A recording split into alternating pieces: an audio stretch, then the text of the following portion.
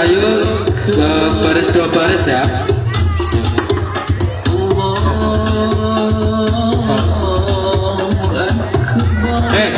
Baris nih.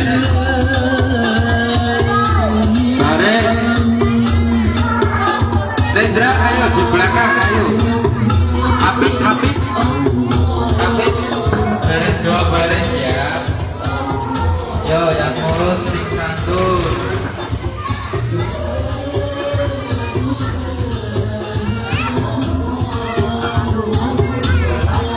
Nah mundur. Dua baris. Kalau misalnya depan habis dilanjut ke belakang.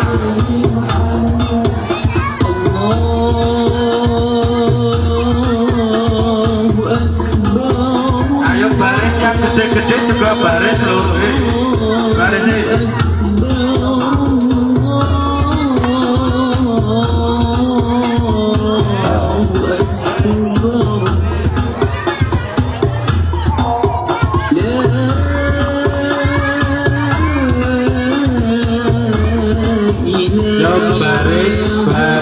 Baris.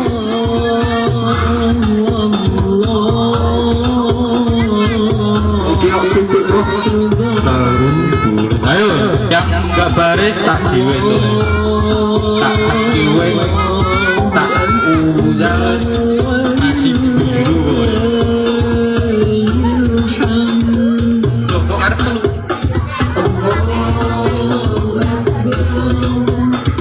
Yo baris.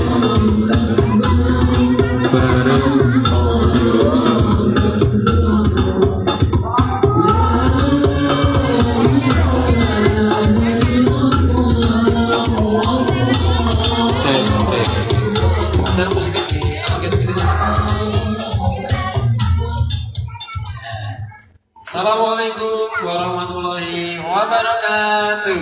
Waalaikumsalam warahmatullahi.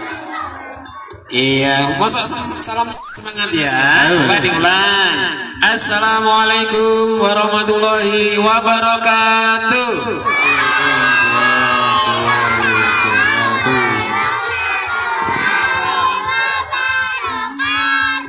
Iya, terima kasih. Adik-adik, apa kabar?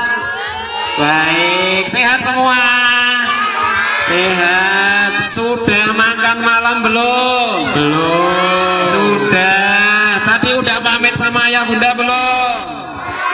Sudah. Nah adik-adik, malam ini kita akan melaksanakan takbir keliling. Apa adik-adik?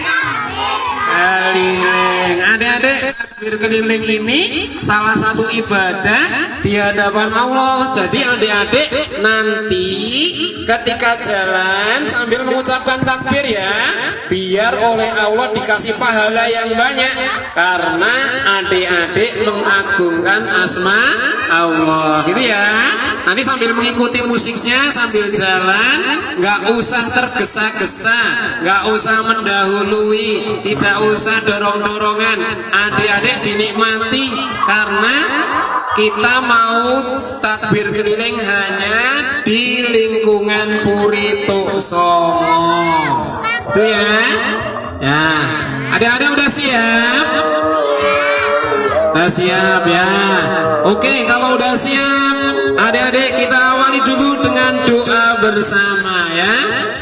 Ya, doa bepergian mulai. Bismillahirrahmanirrahim. Allah la haula wala quwata illa billah. Terima kasih. Adik-adik udah siap? Sandalnya udah dipakai semua? Udah, lampunya udah dihidupkan? Udah, yuk yang belum dihidupkan, dihidupkan dulu lampunya. Ya, nanti sambil diangkat ya. Coba, kalau bilang Allahu Akbar, adik-adik angkat lampunya bersama-sama. Yuk, Allahu Akbar. Quran kompak, Allahu Akbar. Ada yang belum naikkan ke atas, Allahu Akbar. Yo, sekarang takbir dulu bersama-sama. Allahu Akbar, Allah. Allahu Akbar, la ilaha illallah, wallahu akbar, Allahu akbar, walillahil hamd. Ya, udah ya. Nah, yuk sekarang adik-adik udah siap? Rutenya udah tahu belum ya? Udah tahu ya?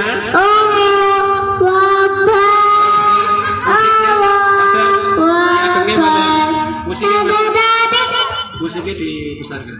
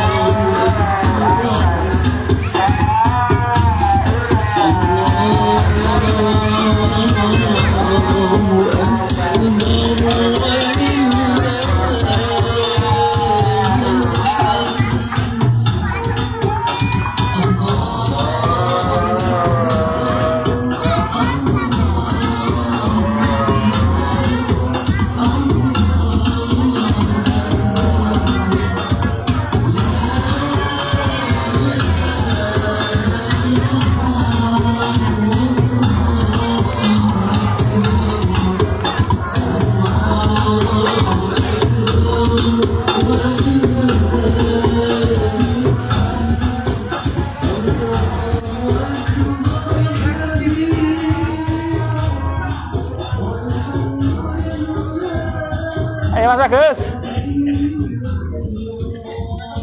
Ada.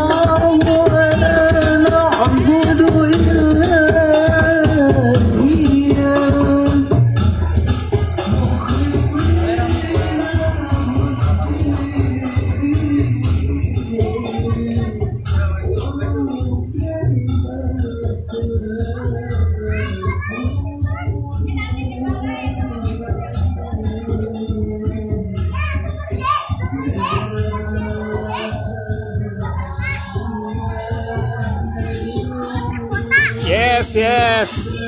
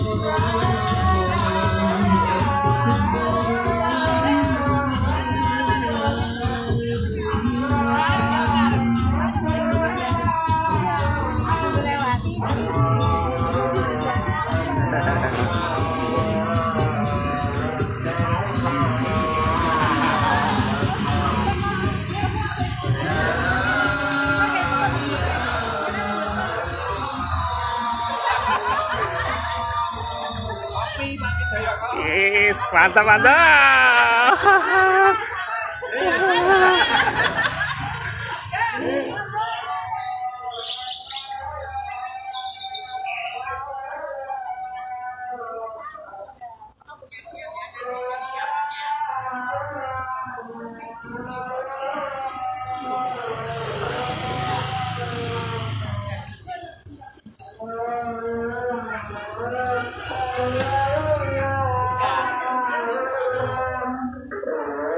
atas. Mantap.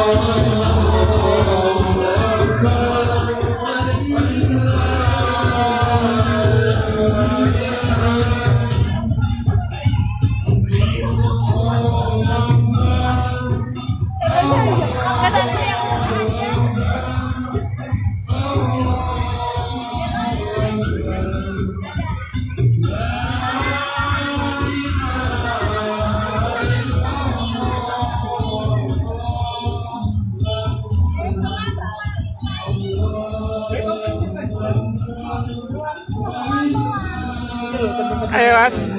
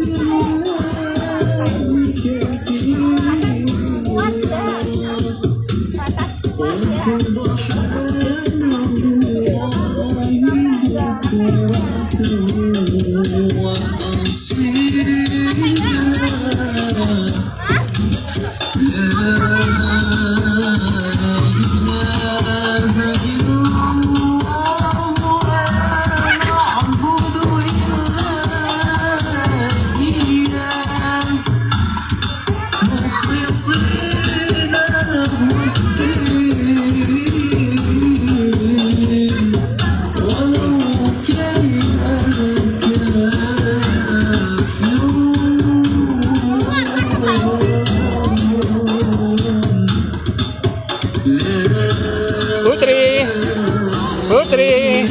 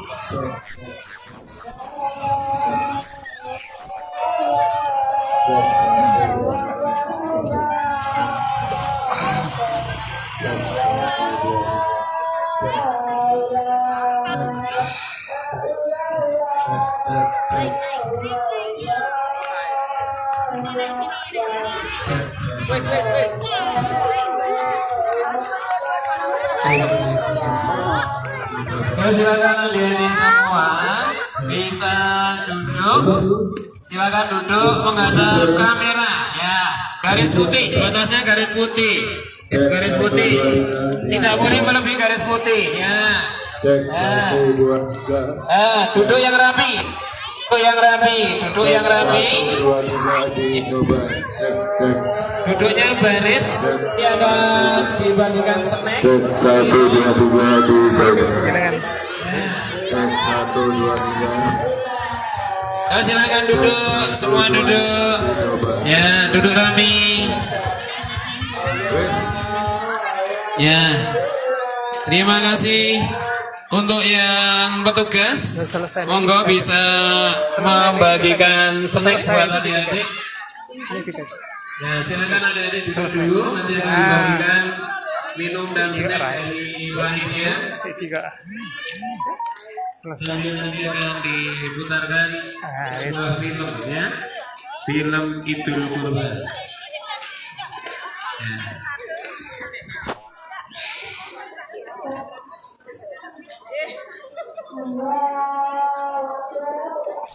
Cek 1 dicoba. Halo. Checking. Kayak ini kan. Kayak gak aku nih. Iki. Cek 1. Apa? Ngelak gitu. Ligo lu gitu kalau ada Mas Yudana gitu. Mas Yudana gitu. Mana?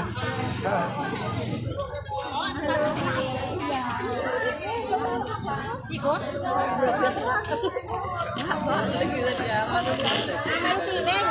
Cek 1. Adik-adik duduk yang manis ya. Duduk yang manis. 1.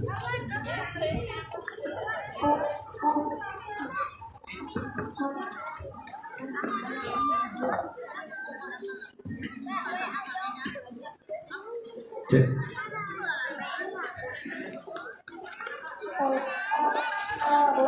Cek ya.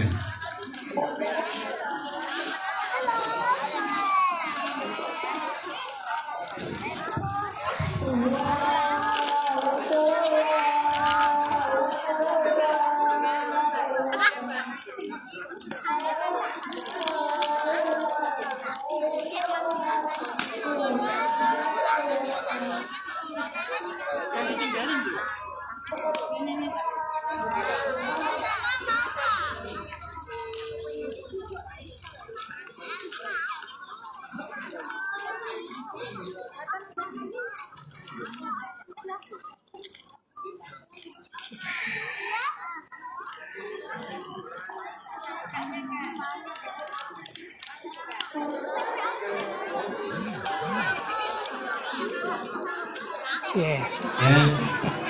Oh iya, silakan Bu. Ya, adik-adik silakan duduk, akan dibagikan snack.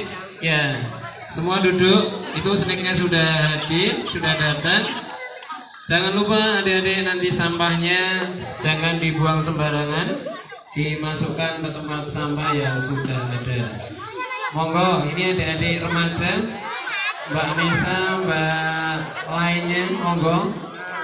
Bisa Mbak Ganes, Mbak Aza, bisa dibagikan ke adik-adik. Biar adik-adik tetap duduk, nanti snacknya yang keliling.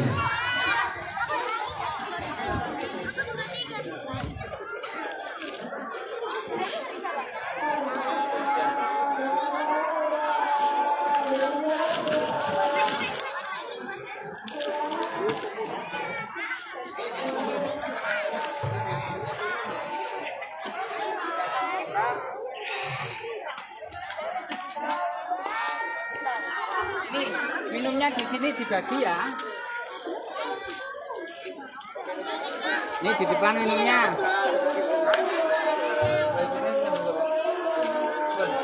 Jangan lupa adik-adik, nanti sampahnya ini dibuang di tong biru. Adik-adik tadi setelah makan snack, minum, nanti sampahnya bisa dimasukkan ya. Karena tempat ini besok pagi akan digunakan untuk sholat Idul Adha. Jadi disampaikan besok adik-adik bisa hadir sholat Id di lapangan tenis Purito Songo.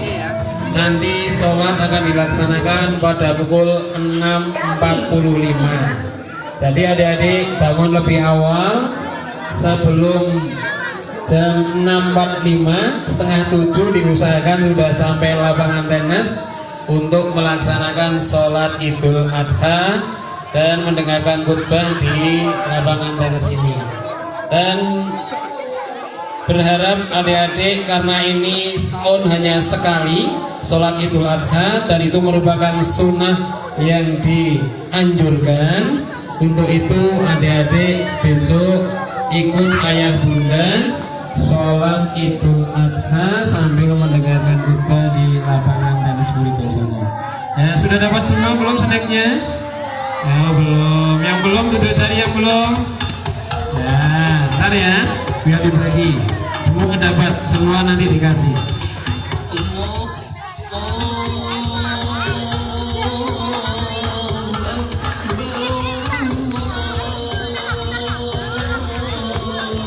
Ayo coba yang sudah dapat adik-adik baca doa sebelum makan bersama-sama biar diberkahi Allah SWT. Berdoa sebelum makan dan minum mulai. Bismillahirrahmanirrahim.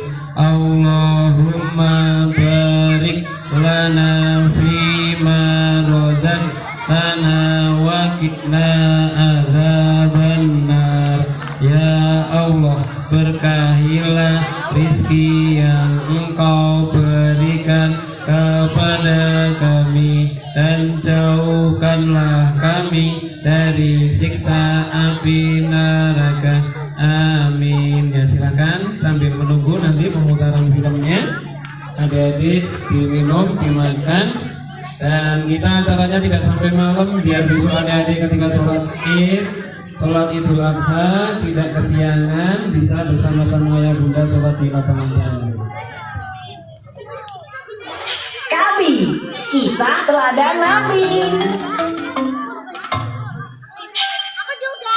Ya, sambil nonton film, Assalamualaikum. silakan boleh Yuk dimakan hibur kami diminum. dengan menekan tombol Selamat subscribe. menonton. Selamat menonton. Kisah Nabi Ismail alaihissalam, mukjizat air Zam-Zam.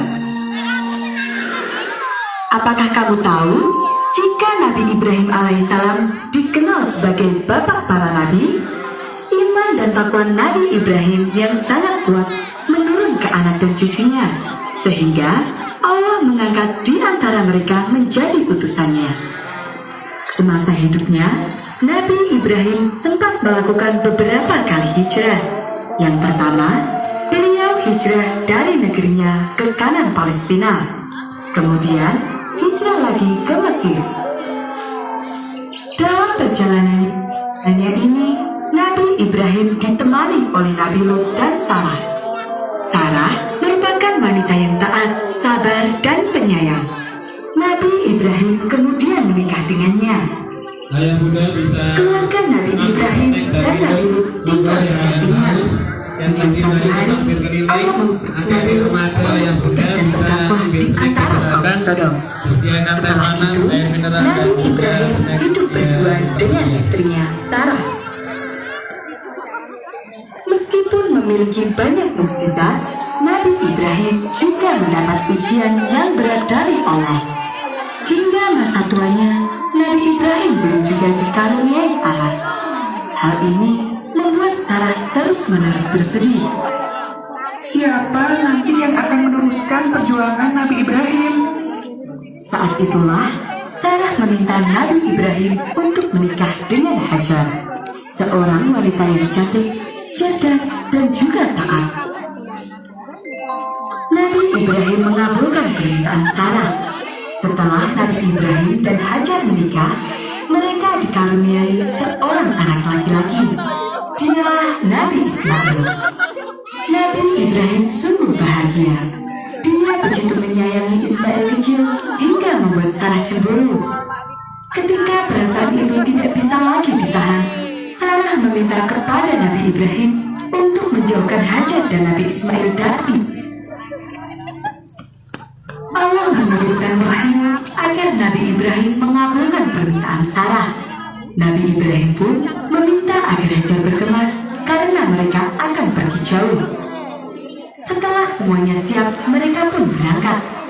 Unta yang mereka tunggangi terus berjalan tanpa tujuan yang pasti, memasuki padang yang gersang. Hanya ada gunung batu dan lautan pasir.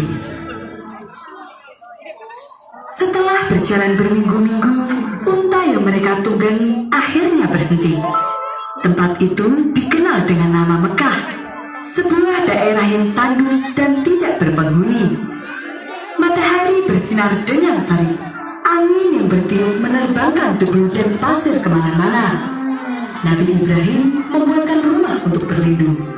Setelah itu, dia pun pamit meninggalkan Hajar dan Ismail sendirian.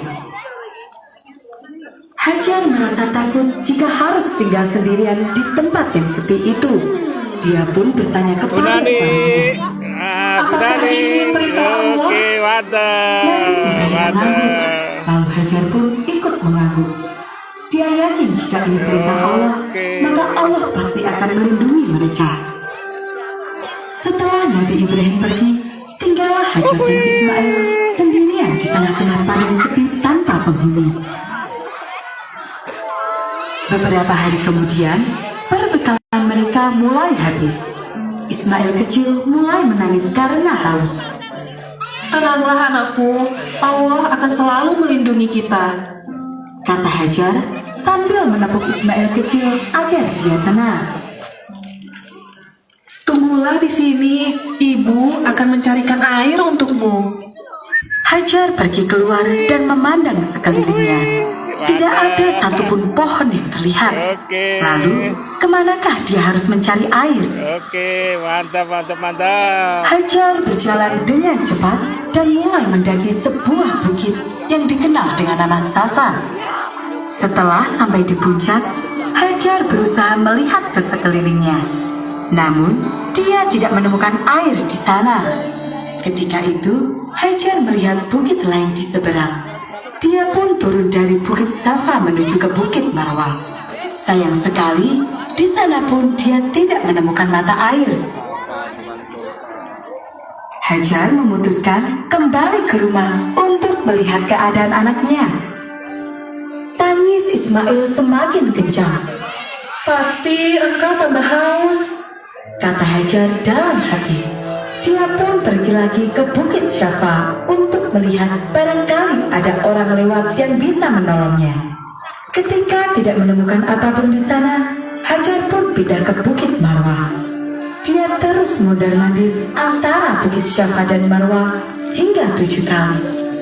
Dalam setiap langkahnya, Hajar terus berdoa kepada Allah. Allah tidak pernah meninggalkan hambanya yang beriman dan berusaha dengan baik.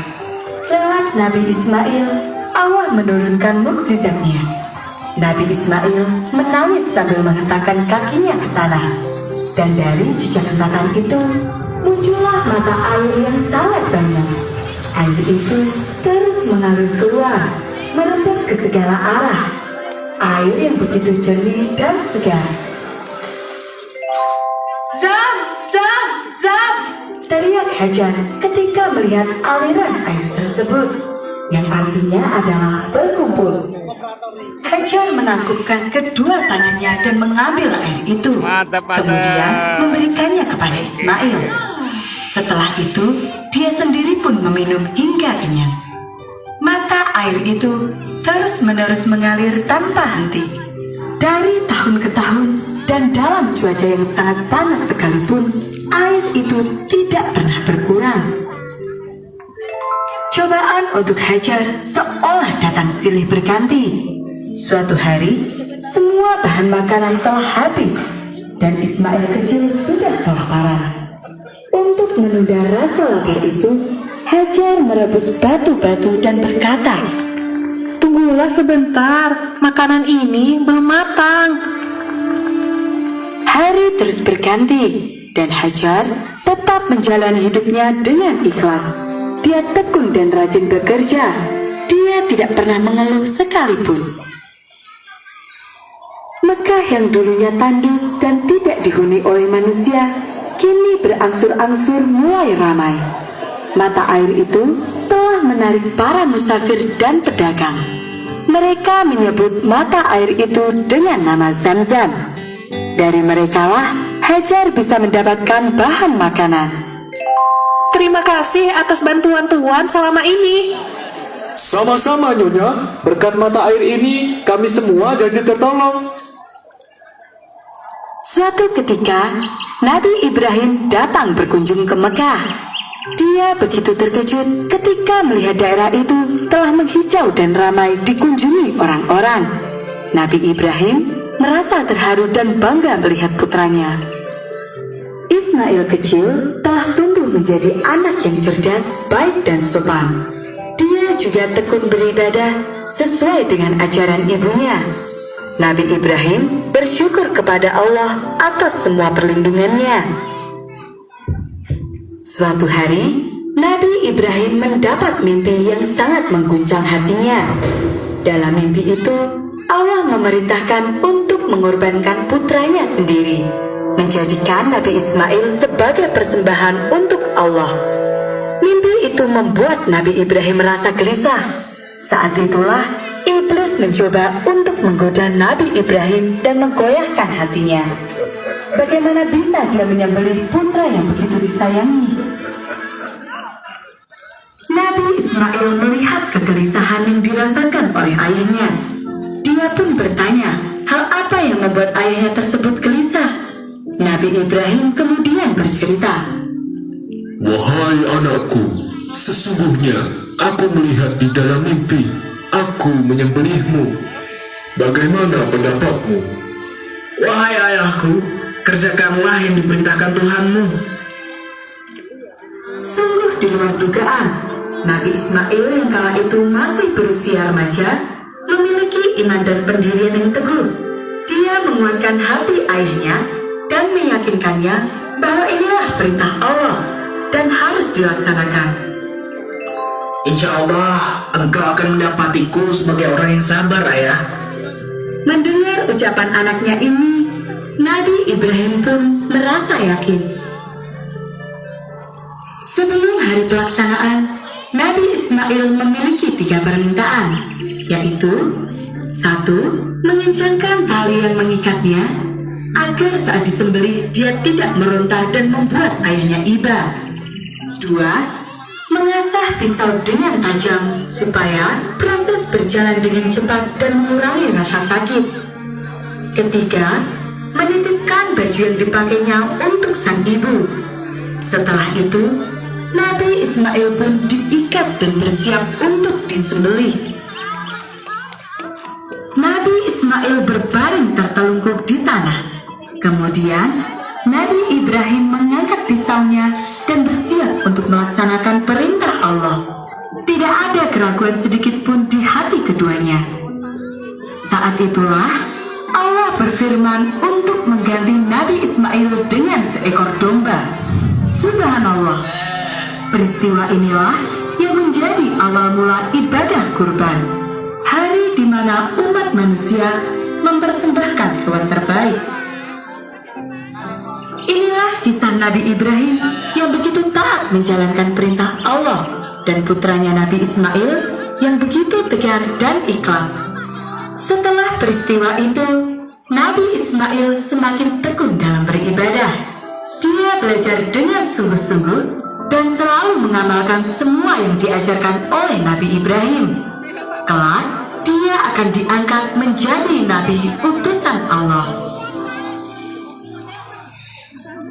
Kisah Abdul Muthalib, kakek Nabi Muhammad yang menemukan kembali sumur Zam-Zam.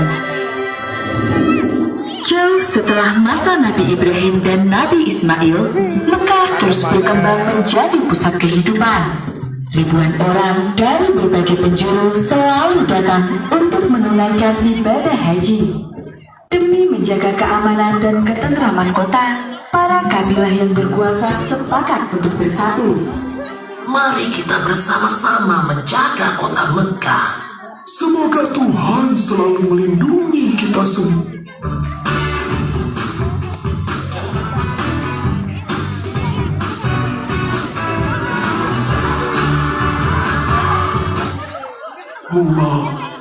Namun, selang waktu berjalan, kabilah Jurhum mulai melupakan tanggung jawab mereka. Orang-orang Jurhum menimbulkan masalah lagi. Mereka mengancam para pedagang dan jamaah haji. Seru kabilah Kinanah.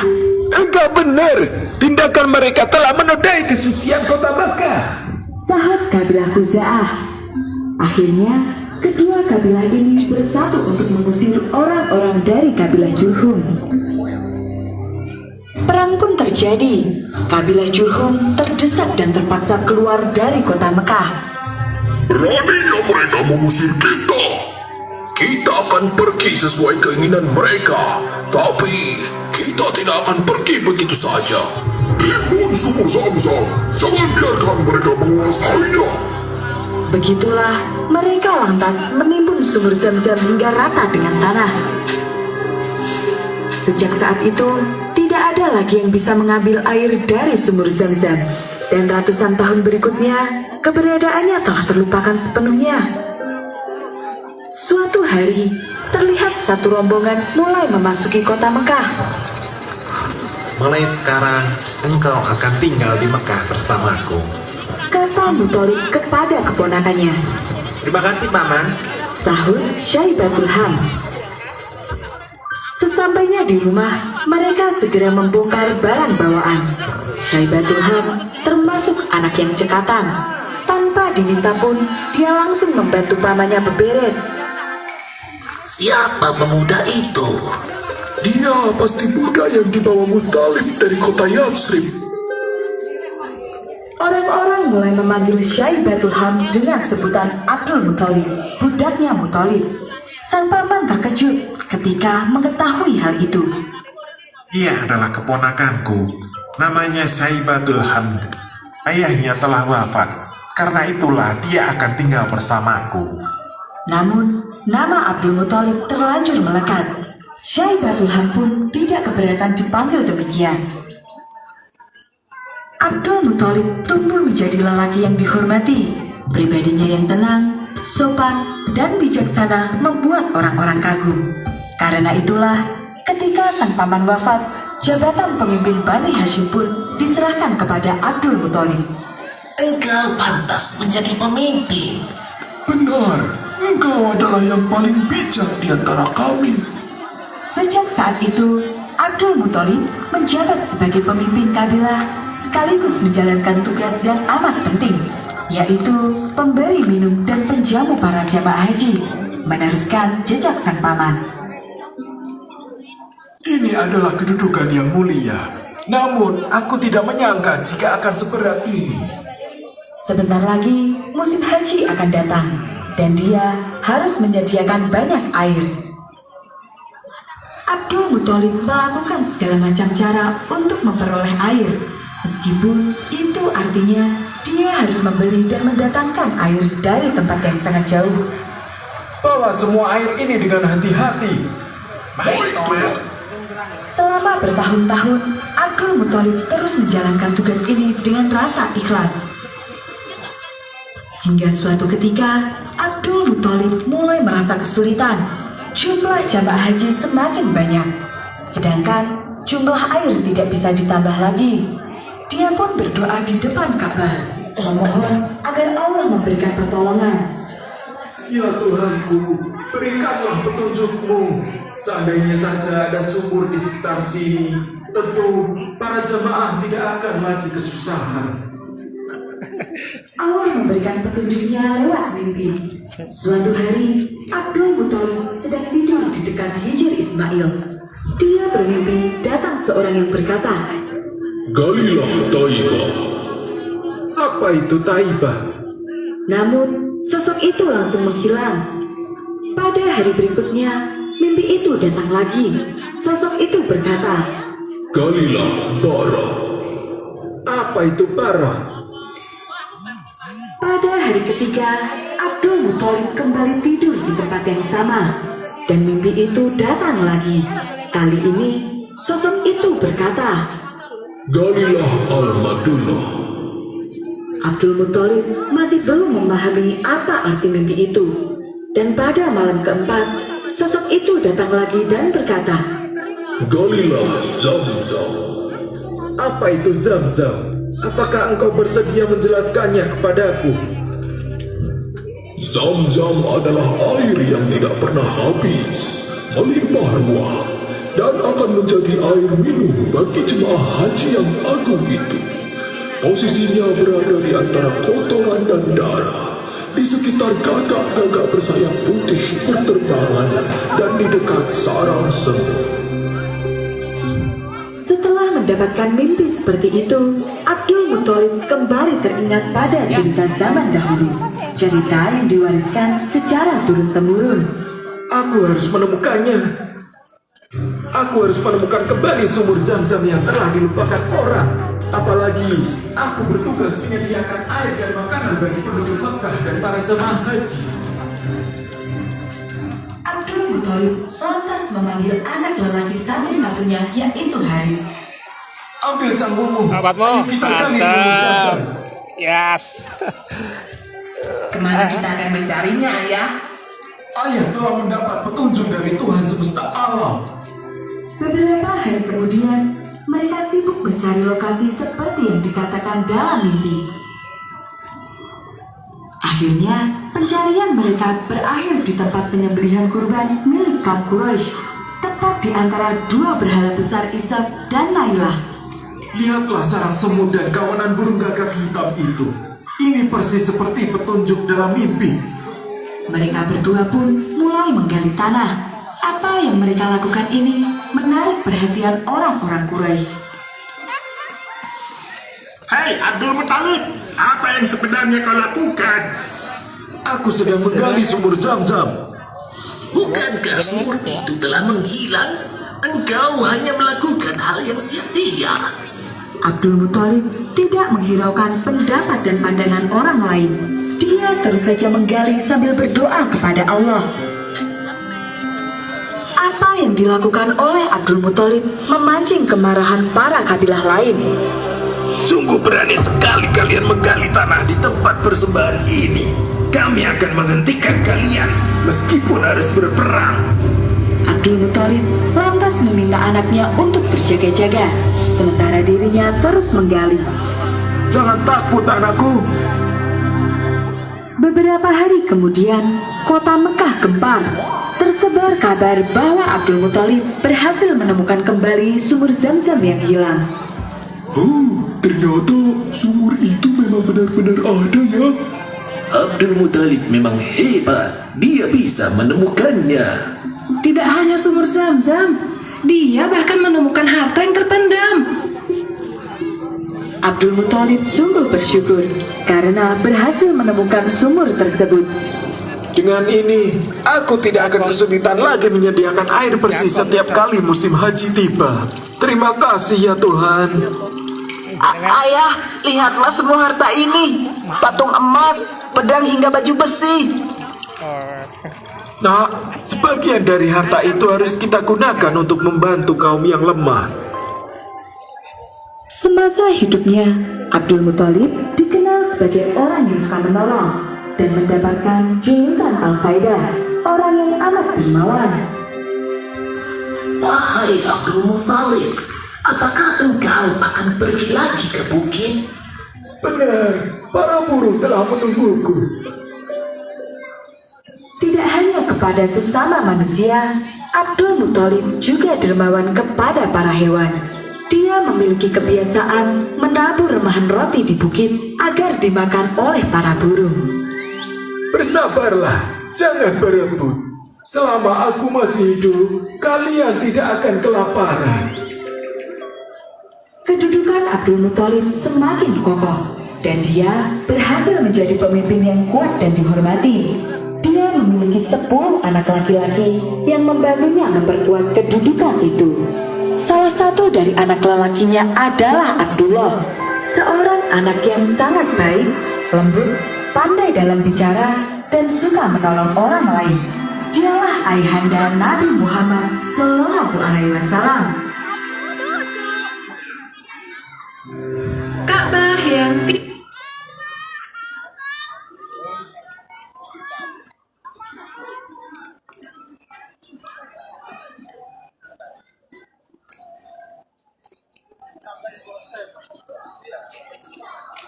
Uhui. Wajah-wajah Uhui. Lewat itulah ada.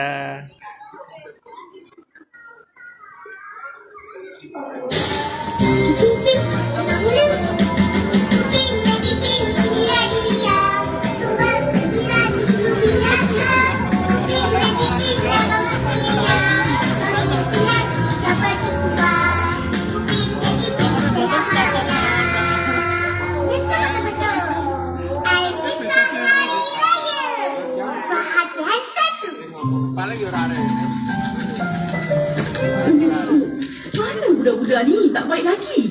Mesti dia bermain. Kejap lagi balik lah tu. Assalamualaikum. Dah balik pun. Kak, buka pintu. kat luar. Balik lambat lagi. Ada ni. Apa ni Ros? Buka cepat.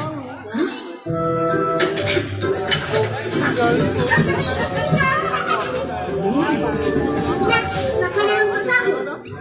Jangan lupa masuk peti ais. Nanti basi. Macam mana? Ingat. Kenapa lambat balik?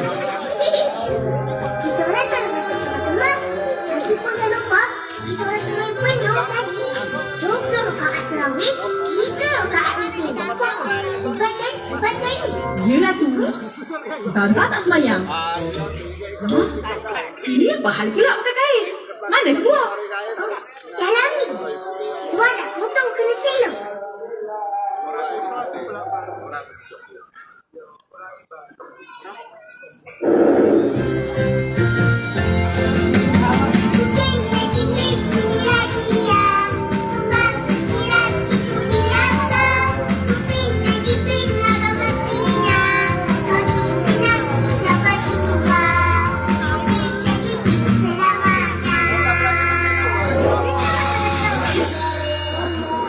Amal jariah bahagian 1. Sedia?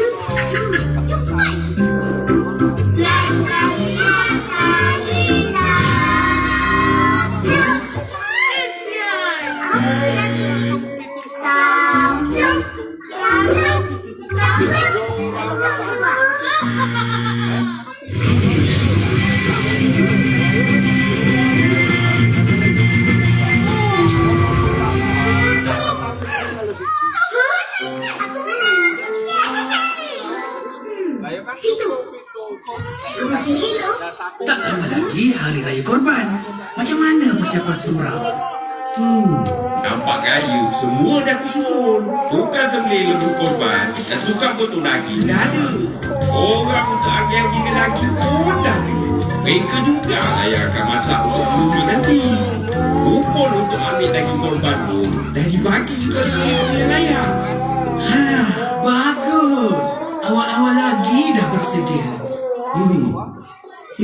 Tapi tahun ni lembu korban kurang juga. Selalunya banyak. Dan dia bagi 3 ekor lagi. Amal jari aku. Dah cantik tu.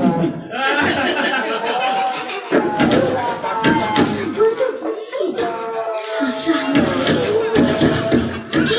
Kau biasalah. Hari ni berniaga untung. Jadi aku nak derma sikit. Dikira duit ni. Baru boleh masuk. Patutlah ayam kau laku je. Kau rajin derma. Betul-betul. Yelah tu. Aku pun derma juga. Tapi RM10 ke atas. Tak pernah kurang. Untuklah kau sentiasa ada duit. Bukan hati. Tahu tak apa? Kalau ikhlas nak berderma, derma je lah. Ayah nak bagi tahu orang berapa banyak. Duit derma ni untuk surau. Siapa yang menderma dapat banyak pahala. Kan Datuk? Iya, betul tu. Jadi, siapa yang banyak duit tu, eloklah menderma. Jangan nak simpan untuk diri sendiri je. Buat baiklah untuk diri sendiri dan masyarakat.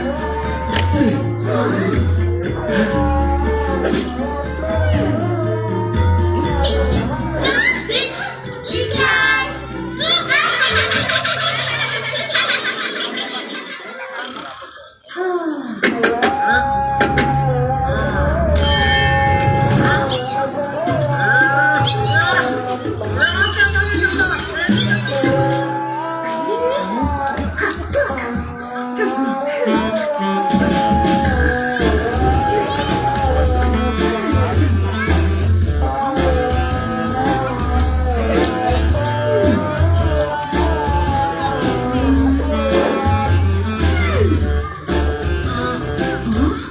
Apa pandang-pandang?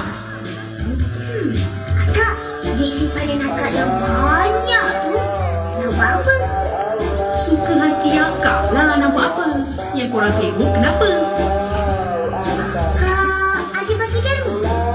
Ada?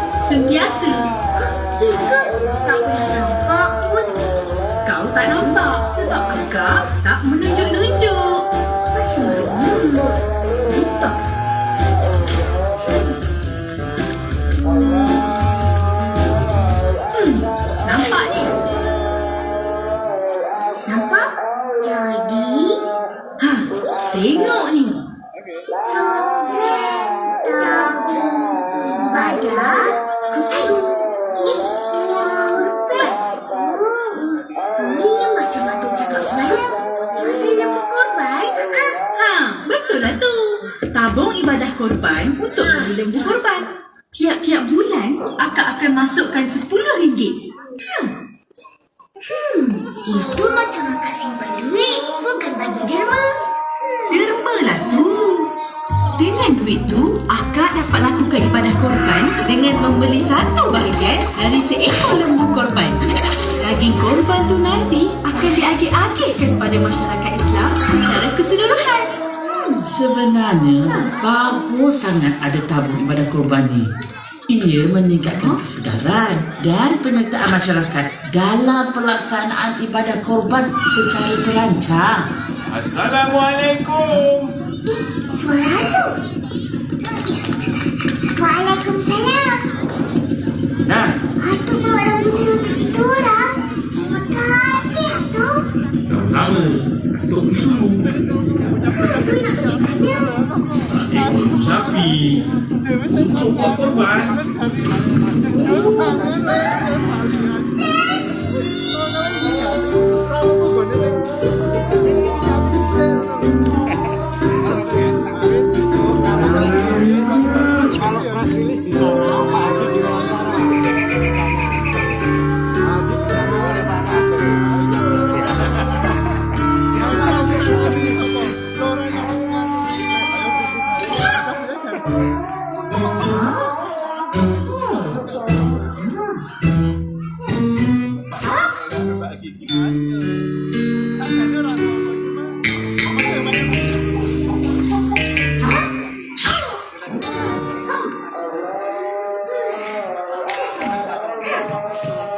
Kau selamat kat sini.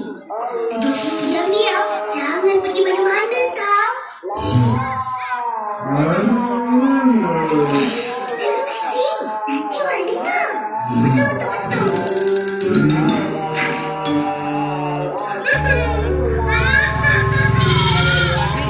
Pasangnya besok pagi aja.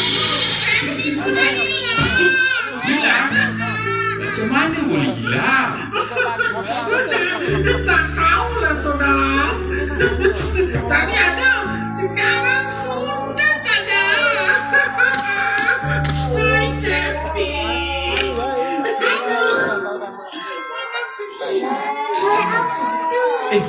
Upin.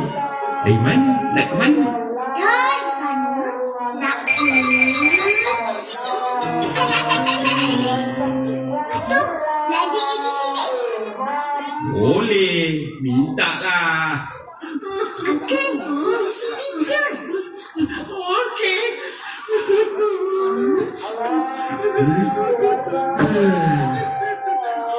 Atu, panjang mengeluh. Kenapa tu? Lembu sapi dah tak ada.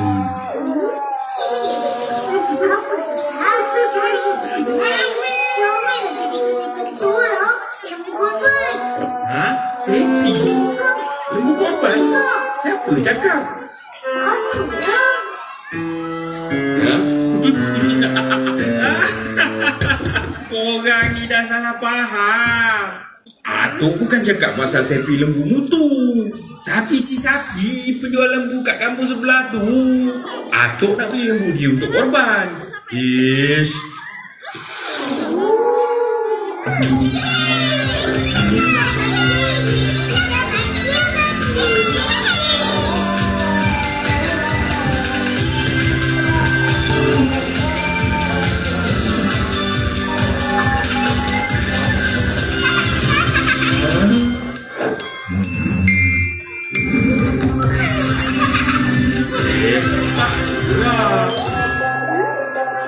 Si Sapi tu dah jual lembu dia. Jadi terpaksa lagi terkorban dengan Sepi.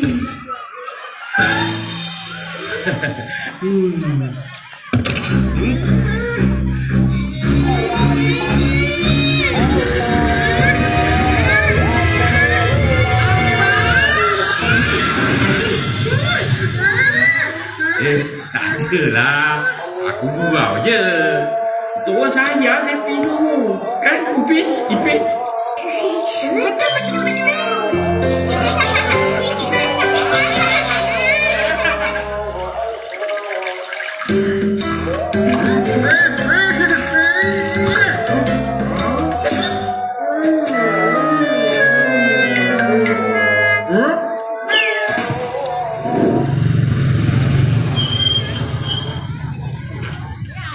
Udah? Oh, udah. Ha, alam. Naiklah. Tak payah, aku nak cepat ni. Nah, nanti kau isi, bagi aku balik. Aku dah daftar dengan tabung ni. Ros pun dah. Ha? Alhamdulillah.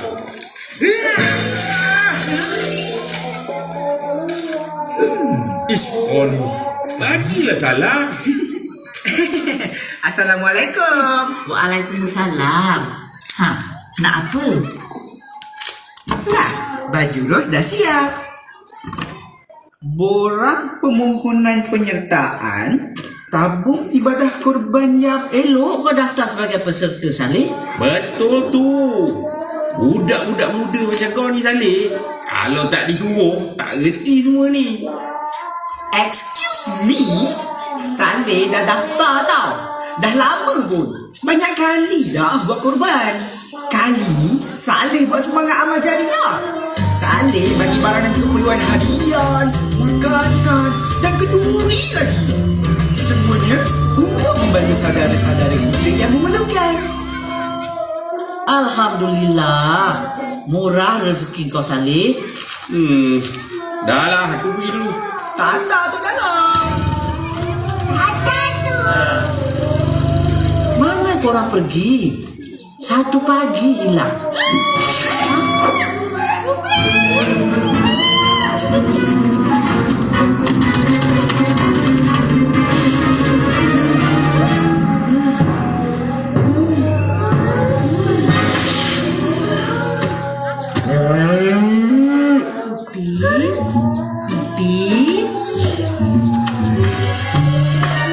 Siapa yang bawa lembu ni ke sini?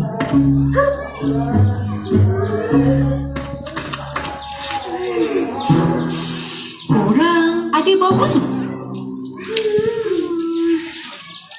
Kau nampak ni semua? Jadi kau berdua tahu apa nak buat kan? Buat sekarang.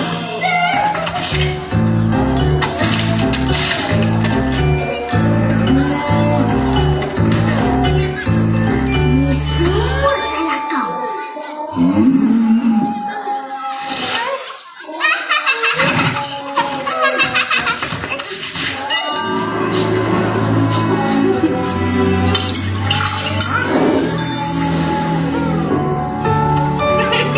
Ayo, Fepi. Mana pergi? Hauslah. Kita duduk minum dulu. Jom.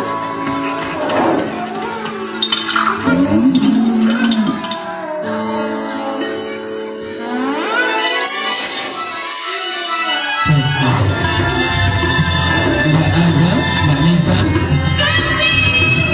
Masih ada acara enggak?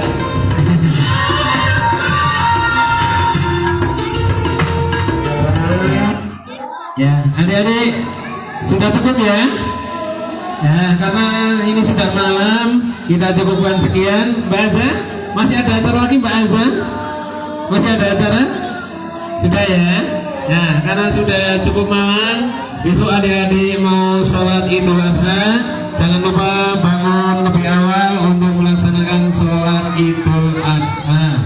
Mari kita akhiri dengan baca hamdalah bersama-sama. Alhamdulillahirabbil alamin. Terima kasih. Semangat tahun depan biar lebih baik lagi. Jangan lupa sampahnya, barang-barangnya, lampionnya tidak ada yang ketinggal. Yuk diberesi, barangnya punya sendiri, lampionnya disimpan untuk tahun depan.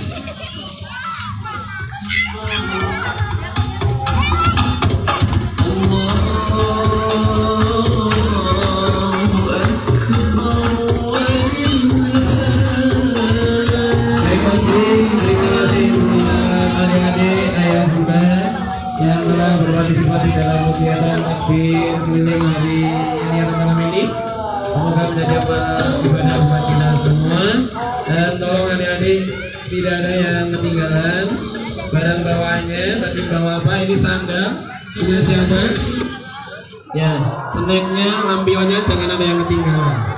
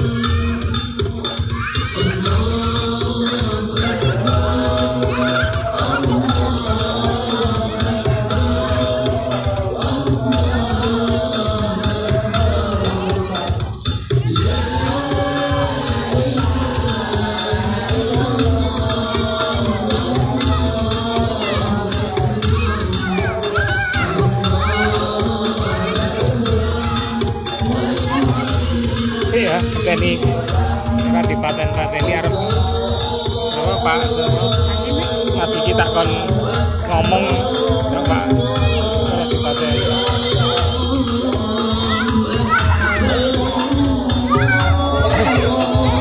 Mas itu lo di pateni sendiri tuh Mas Adi sini Mas di pateni sendiri Mas kesimpulan acara ini sana sini acara ketok anu nih kita di pateni yang sini Mas Oke.